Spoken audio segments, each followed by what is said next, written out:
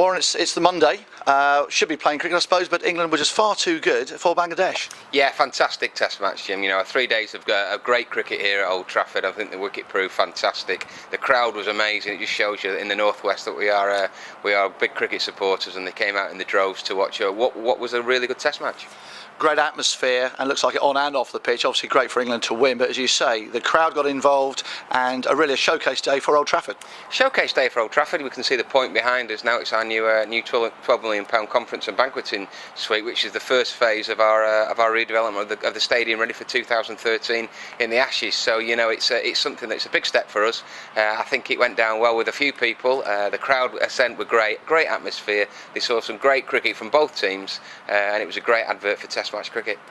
Now, of course, as we go forward here, looking to get a few of your players back in the fold that aren't fully fit at the moment, but any news on that for us? No, I think that the team's changed slightly over the 2020 campaign. I think young Gareth Cross is coming to keep wicket, hard-hitting batsman, bats at the top of the order, good athletic wicket-keeper, taken over from Luke, who's done a great job in the county scene. So I think it's the manager that's just tinkering a little bit, so to speak, and seeing what's the best format for this ever-changing, ever-improving 2020.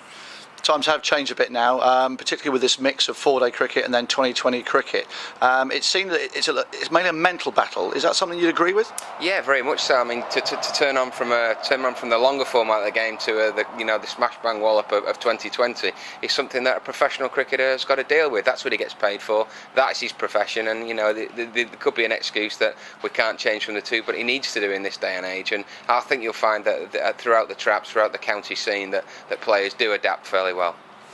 Now, so 2020 cricket, of course, has been, if you like, the golden egg to help bring the crowds back to cricket. And of course, here at Lancashire is something that is really important to support the CB40 and also Championship cricket. Very much so. That's still very, very high on our agenda, especially Championship cricket. It's that millstone around our neck that we've not won it outright for 50 odd years, and it's a case of that is well in the forefront of our minds. The CB40 again is something, the Clydesdale Bank 40, I should say, is something that the manager in Peter Moores and director of cricket Mike Watkinson is something that we need to do well on, and that if only too well that the supporters and the members and the people that come to watch Lancashire County cricket have very high expectations, and they expect to be in the hat, in the mix, in the last third of every season.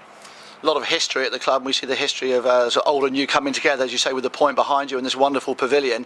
And 2013 is actually getting closer and closer. Getting closer and closer. Before you know it, it'll be around our doorstep. It's the Ashes series again here at Old Trafford. Hopefully here at Old Trafford, and hopefully the ECB will see sense and put a test match cricket here at Old Trafford. As we've seen, the crowds come in the droves. It's well attended by hospitality people, and hopefully the Australians alike will look on the fixture list of test match cricket and realise that the first game's at Lords, and the next test match they look for is the one at Old Trafford. Now, the groundsman here's had a busy first year, taking over the reins. You'd say he's done a good job, I think, wouldn't you? Oh, terrific job. And I think taking over the reins is something that's quite prominent in Lancashire cricket, because it does seem to do a lot of that reining. But no, Matt's had a great time. He's a good groundsman. He's been well schooled by Pete Marin over the years, and I think he produced a wicket that was great for cricket. It had pace and bounce. It was good for the stroke players. The outfield was magnificent. It's been redrained, and I think the players enjoyed playing on a wicket like that rather than a wicket that's quite docile and doesn't do much.